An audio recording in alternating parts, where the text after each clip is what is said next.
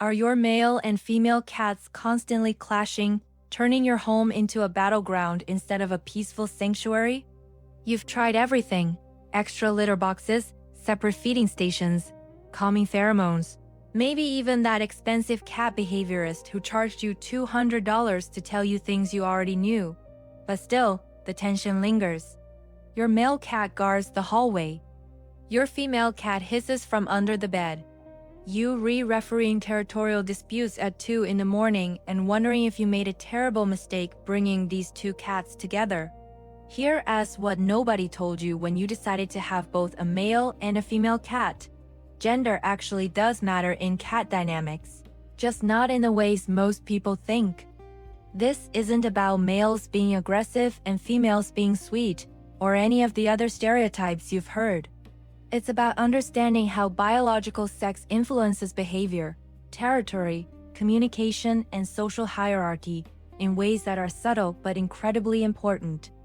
Today, we're going to decode exactly how male and female cats interact, why conflicts happen, and most importantly, how to transform their relationship from barely tolerating each other to genuinely peaceful coexistence. If you want to finally understand what's really happening between your cats and how to fix it, hit that subscribe button right now. Let us start by busting the biggest myth about male and female cats, that they naturally get along better than same-sex pairs. I hear this all the time. People say, I have a male cat, so I should get a female cat because they'll balance each other out. Or, opposite sexes don't compete the way same-sex cats do, so they'll be friends. And here's the truth. This is sometimes accurate, but not for the reasons people think, and it's definitely not guaranteed. The idea comes from observing cats in feral colonies, where you do see some sex-based social patterns. Female cats often form cooperative groups, raising kittens together and sharing territory. Male cats tend to be more solitary, establishing larger territories that overlap with multiple female territories. But here's what changes everything. We're talking about spayed and neutered domestic cats living in houses, not intact cats living in outdoor colonies. The hormonal drives that shape feral cat social structures are largely removed when we spay and neuter. A neutered male cat doesn't have the testosterone-driven territorial aggression of an intact male. A spayed female cat isn't going through heat cycles that attract males and trigger competitive behavior. We fundamentally altered the biological factors that would normally determine their social dynamics. So when you have a neutered male and a spayed female living together, their sex still influences behavior, but in much more subtle ways than hormones would create. Let me explain the actual behavioral differences that persist even after spaying and neutering, because understanding these is key to managing your male and female cats successfully. Neutered male cats tend to have larger personal space bubbles. Even without testosterone, males generally prefer more physical space around them than females do. They're less tolerant of being crowded, less likely to enjoy close physical contact with other cats, and more likely to react defensively if another cat invades their space. This doesn't mean male cats are unfriendly. Many neutered males are incredibly affectionate with humans and can bond closely with other cats. But their comfort zone is often larger than a female's. Spayed female cats, on the other hand, tend to be more territorial about specific resources and locations even without the hormonal drives of an intact female. Females often claim certain spots in the house as exclusively theirs, a particular bed, a sunny windowsill, a specific shelf, and they'll defend those spots more aggressively than males defend general territory. Females are also more likely to form strong preferences and aversions. A female cat might decide she absolutely loves one cat in the household and absolutely hates another, and these feelings can be intense and lasting. Males are generally more flexible in their social relationships. Here is something fascinating that plays out in multi-cat households constantly. Females tend to be the social orchestrators while males are often more reactive. What this means in practice is that your female cat is probably the one deciding the rules of the household. She's establishing which cat gets access to which resources and when. She's determining the social hierarchy. She's the one who decides whether interactions are friendly or hostile. Your male cat is often responding to the framework she's created. If she's hostile, he becomes defensive or avoidant. If she's tolerant, he relaxes. Males can absolutely be dominant in mixed-sex households, but females are more likely to actively shape the social structure. Now let's talk about what happens when you bring a male and female cat together, because the introduction process is where most problems start. Picture this common scenario. You have a female cat who has been the only cat for 3 years. She's established every corner of your house as her territory. She knows where she sleeps, where she eats, where she watches birds, where she uses the litter box. This is her domain. You bring home a male cat, maybe a kitten, maybe an adult. And immediately, from your female cat's perspective, an invader has entered her territory. Here's what a lot of people don't understand. To your female cat, this isn't about making a new friend. This is about a stranger violating her established space. Her initial response is almost always going to be defensive or hostile, regardless of the new cat's sex. But here's where male versus female dynamics start to matter. If the new cat is a female, you often get direct, obvious conflict. Two females will confront each other, establish hierarchy through clear communication, hissing, swatting, maybe brief physical confrontation, and then settle into either peaceful coexistence or ongoing rivalry. When the new cat is a male, especially a young male, the dynamic can be different. Males are often more likely to try to avoid conflict initially. A young male cat meeting a hostile female will often try to stay out of her way, give her space, and wait for her to accept him. This can actually work in your favor during introductions. The male's willingness to be submissive and give the female control can ease the transition. She feels she's maintaining authority, he's not challenging her, and they settle into a hierarchy where she was in charge and he's just the subordinate who stays out of her way. But this dynamic can also create problems if the male cat is confident or assertive. A bold male who doesn't defer to the female creates a power struggle, and females often don't back down from those struggles easily. Here is a scenario I see constantly. A confident male cat and a territorial female cat both want to be dominant. Neither is willing to submit. The female guards resources aggressively, the male refuses to be intimidated, and you end up with ongoing conflict that never fully resolves. In these situations, you're not dealing with simple personality differences. You're dealing with sex-based behavioral tendencies that are clashing. The female's resource-guarding instinct versus the male's need for personal space and autonomy. Let me tell you what actually works when you trying to create harmony between male and female cats, because it's more specific than the generic advice you usually hear. First, understand that your female cat almost certainly needs to feel like she's in control of resources. This doesn't mean letting her bully the male cat. It means providing enough high-value resources that she doesn't feel the need to guard them aggressively. Multiple feeding stations in different locations, not just 2 bowls next to each other, but completely separate feeding areas. This gives each cat access to food without feeling like they're competing. Multiple litter boxes in different areas, and here, as the key, place at least 1 litter box in an area the female cat considers her territory. She is less likely to guard all the boxes if she feels secure that she has dedicated access to one. Create vertical territory that gives the male cat escape routes and personal space. Males often prefer being up high where they can observe without being crowded. Cat trees, wall shelves, cleared-off bookcases, these give your male cat space to exist without invading the female's ground-level territory. And this is crucial. Identify and respect each cat's preferred territories within your home. If your female cat has claimed the bedroom and aggressively defends it, don't force the male cat to spend time there. Let her have that space as primarily hers.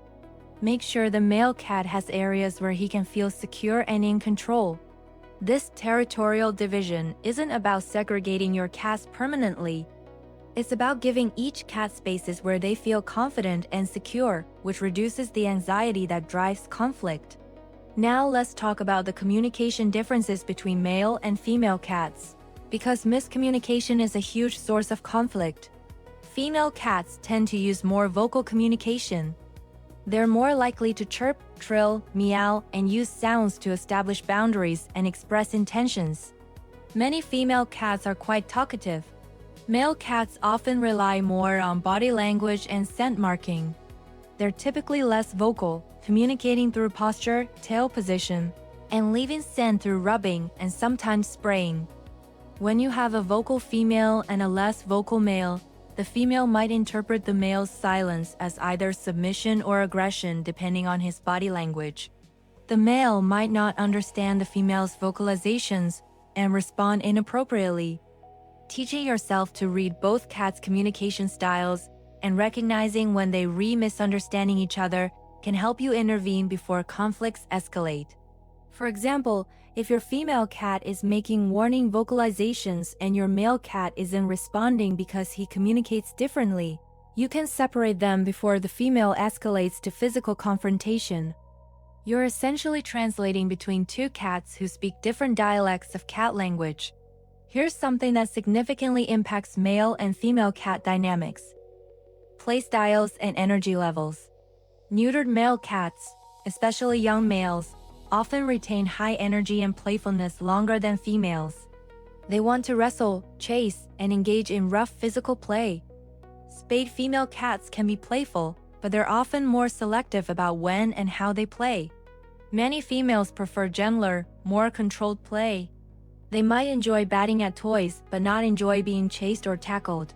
When you have a playful male cat and a female cat who doesn't want to play roughly, the male's attempts at play can be interpreted as aggression by the female. She hisses, swats, and tells him to back off. He's confused because he was just trying to play. This dynamic can poison their relationship if it happens repeatedly. The solution is providing the male cat with appropriate play outlets that don't involve the female. Daily interactive play sessions with you, toys he can wrestle with, even considering a second playful cat if your household can't handle it. The goal is meeting his play needs without forcing the female to participate. Let's talk about what happens as male and female cats age together, because the dynamics shift over time. In the first year or two, you're really likely to see the most conflict as hierarchy gets established and both cats adjust to sharing territory. This is when intervention is most important. After 2 to 3 years, most male and female cats have settled into a stable relationship. They might not be best friends, they might not cuddle or groom each other, but they've learned to coexist.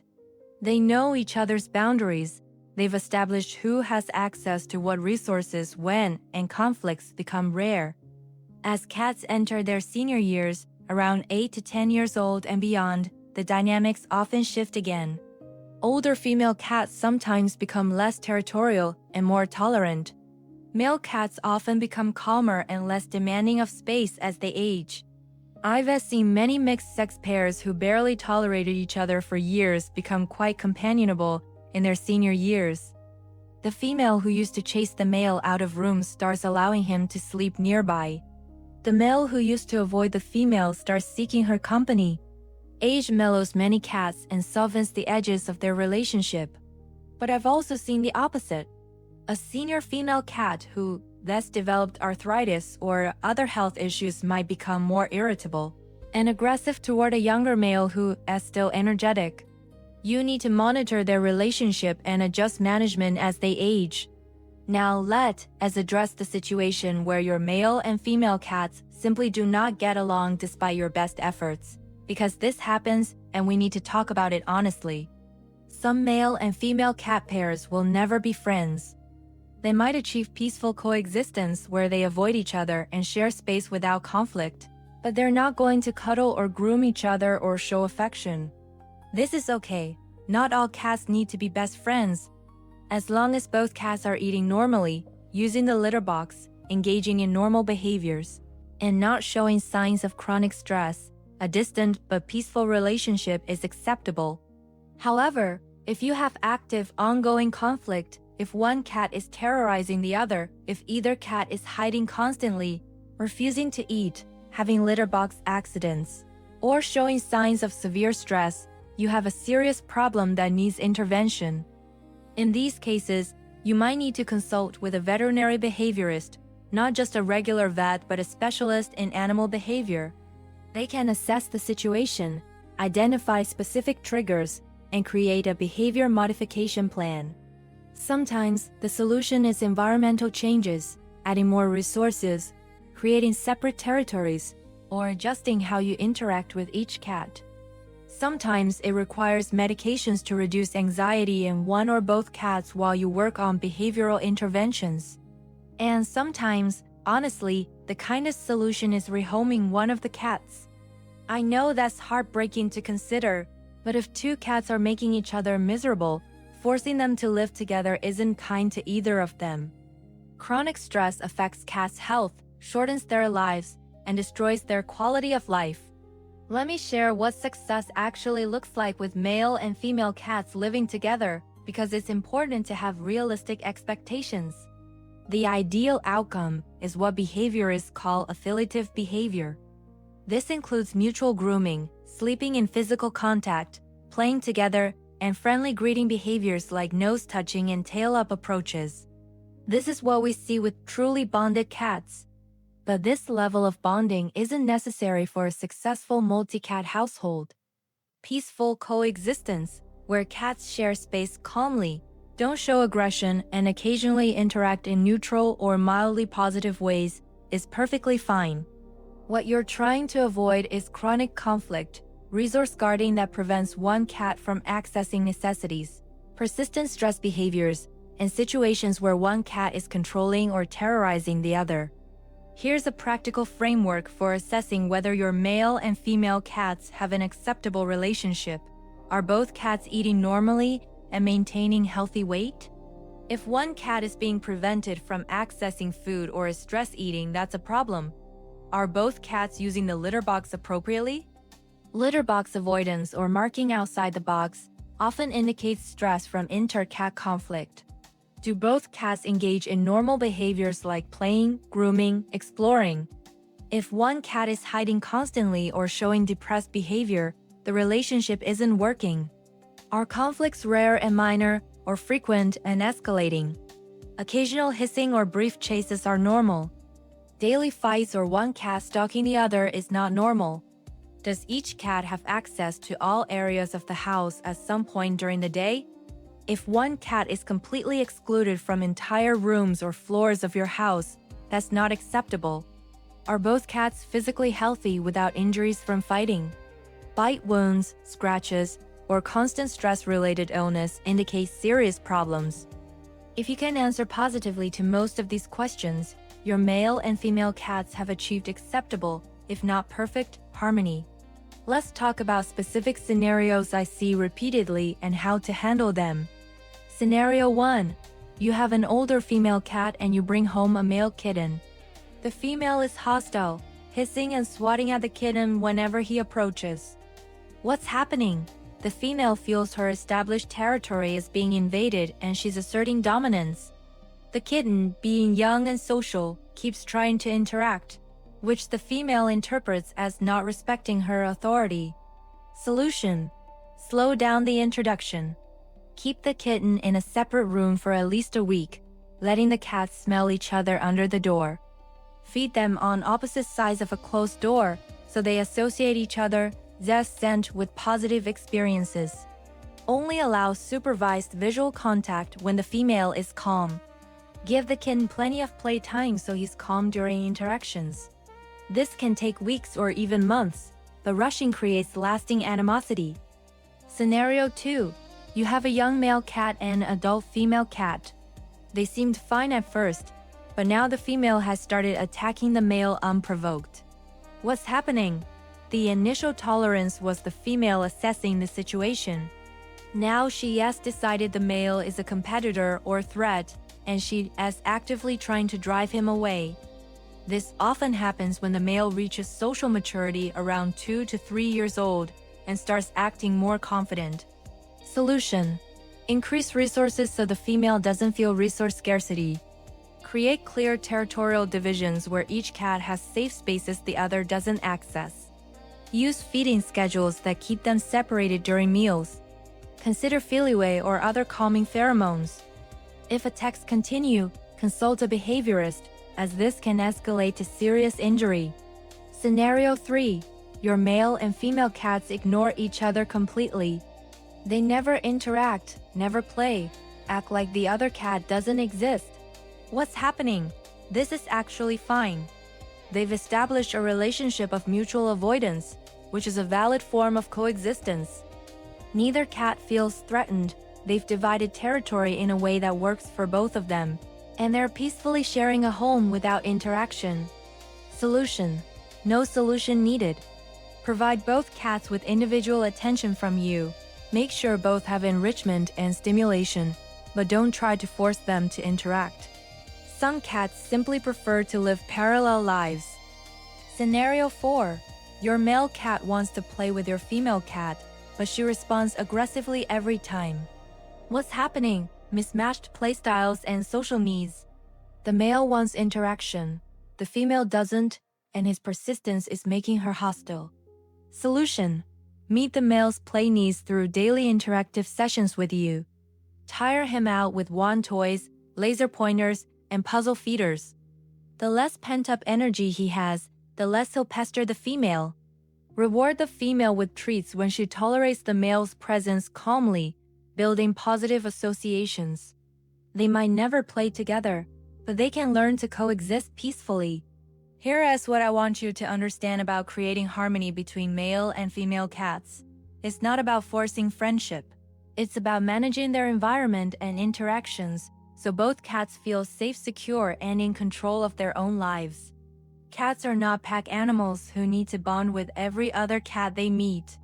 They are territorial animals who can share territory successfully when their needs are met, and their boundaries are respected.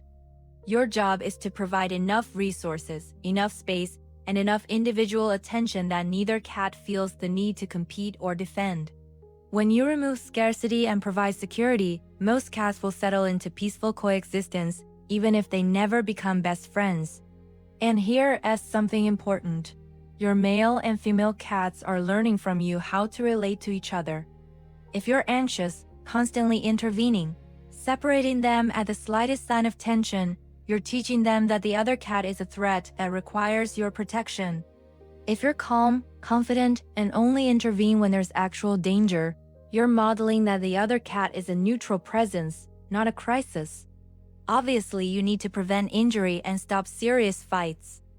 The minor hissing, brief chase-offs, and establishing personal space through body language are normal cat communication.